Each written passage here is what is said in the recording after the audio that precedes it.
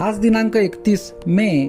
आजच्या प्रवचनाचा विषय भगवंताला शरण जावे. मी जे जे करतो ते ते भगवंता करता करतो असे जो म्हणतो तो खरा आणि उत्तम भक्त होय. कर्तेपण घालवायला उत्तम भक्त व्हावे लागते. भगवंत प्राप्तीशिवाय दुसरे काहीही नको असे वाटणे हे भक्ताचे लक्षण आहे. चांगले कार्य हे सुद्धा बंधनाला कारणीभूत होत असते. याकरिता कोणतेही कृत्य भगवंताला स्मरून करावे. भगवंताच्या स्मरणामध्ये स्नानाची आठवण झाली नाही तर त्याला पाप कसे म्हणावे. जो काळ भगवत स्मरणात जातो तोच काळ सुखात जातो. विषयासाठी आपण स्वतःला विसरतो, मग भगवंताला आठवण्यात का नाही स्वतःला विसरू. मला सगुणात प्रेम येत नाही असे जोपर्यंत वाटते तोपर्यंत सगुण भक्ती करावी. गुरुच्या इच्छेप्रमाणे आपण वागलो म्हणजे माझी इच्छा नाहीशीच झाली नाही का. यामध्ये अभिमान अनायासे मारला जातो. मीपणा टाकल्याशिवाय गुरु आज्ञा नाही पाळता येत. गुरु आज्ञा प्रमाण मानून माझी इच्छा मी दाबू लागलो तरीसुद्धा ती आपले डोके अधूनमधून वर काढतेच. पण तिला एकदा कळले की हा ऐकत नाही की मग ती हळूहळू नाहीशी होत जाते. देह अर्पण करण्यापर्यंत मजल आली तरी गुरु आज्ञा मोडू नये. देहातीत व्हायला गुरु आज्ञेप्रमाणे वागणे यापरते दुसरे काय आहे.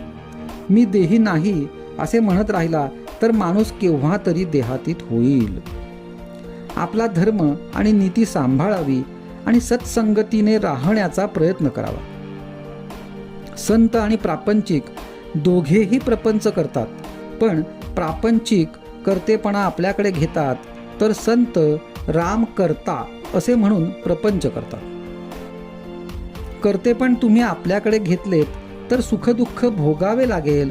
बायको आजारी पडली तर रात्रंदिवस जागतो आणि स्वतःला विसरतो. मग भगवंताकरिता नाही का तसे करता येणार. तळमळ असली पाहिजे की मग सर्व काही होते. किती दिवसात मुक्ती मिळेल. याला समर्थांनी फार चांगले उत्तर दिले आहे.